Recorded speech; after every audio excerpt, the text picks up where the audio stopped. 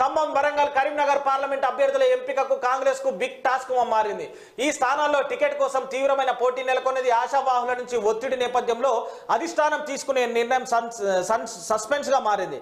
ఈ నెల 31న మరోసారి సమావేశం కాబోతున్న కాంగ్రెస్ సిఈసి పెండింగ్ స్థానాలపై డిసిషన్ తీసుకునే ఛాన్స్ కనిపిస్తున్నాయి. అయితే బీఆర్ఎస్ వరంగల్ అభ్యర్థి కడియం కావ్య తాను పోటీ నుంచి తప్పుకుంటున్నట్టు ప్రకటించారు. ఆమె తండ్రి ఎమ్మెల్యే శ్రీహరితో కలిసి కాంగ్రెస్ లో చేరన్నారు.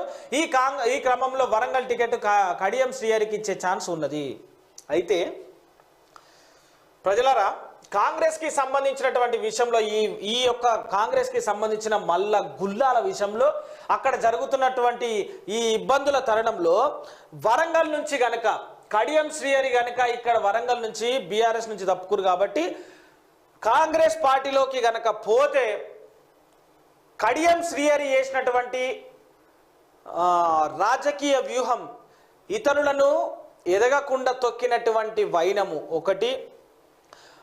కడియంపై చేసినటువంటి మందకృష్ణ మాదిగ కామెంట్స్, మందకృష్ణ మాదిగ ఏవైతే మాటలు అన్నాడో, మాదిగలను అణిచివేతకు గురి చేసినటువంటి వ్యక్తి కడియం శ్రీహరి అనేటువంటిది ఒకటి. బీఆర్ఎస్కు ఆపదలో ఉన్న బీఆర్ఎస్ను వీడిపోతున్నటువంటి కడియం మోసం చేసినటువంటి తనానికి అక్కడ ఉన్నటువంటి ప్రజలు గనక ఏకమై గనక ఈ సానుభూతితోని కడియంను గనక కాంగ్రెస్ పార్టీ నుంచి టికెట్ ఇచ్చిన తర్వాత ఓడగొడితే మాత్రం క్లోజు, ఇవాడ బీఆర్ఎస్ గెలిపే అవుతుంది.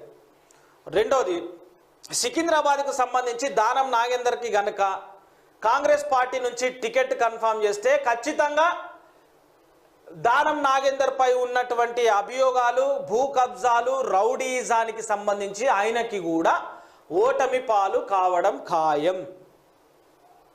మెదక్ నుంచి ఒకటి చూసుకోవచ్చు. మళ్ళొకటి, ఈ నీలం మధుకు సంబంధించి కాంగ్రెస్ పార్టీ టికెట్ ఇస్తే కనుక టికెట్ విషయంలో కన్ఫర్మ్ అయింది కనుక అక్కడ కూడా కాంగ్రెస్ పార్టీకి చాలా ఇబ్బంది ఎదురవుతుంది.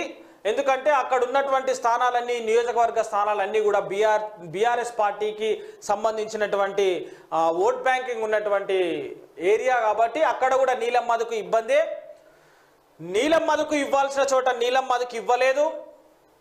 భువనగిరికి సంబంధించినటువంటి విషయంలో కూడా, చామాలకి సంబంధించినటువంటి విషయం చాలా ఇబ్బంది. మల్కాజ్గిరికి సంబంధించినటువంటి విషయంలో కూడా కాంగ్రెస్ పార్టీకి సంబంధించినటువంటి పట్నం మహేందర్ రెడ్డి వాళ్ళ వైఫ్ సునీతారెడ్డికి ఇవ్వడం కూడా ఇది మైనస్ పాయింటే.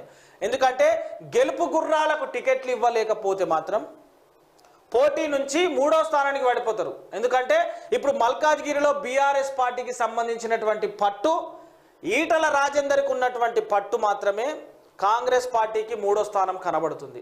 గ్రౌండ్ రిపోర్ట్ ప్రకారం మేము చెప్పడం జరుగుతుంది.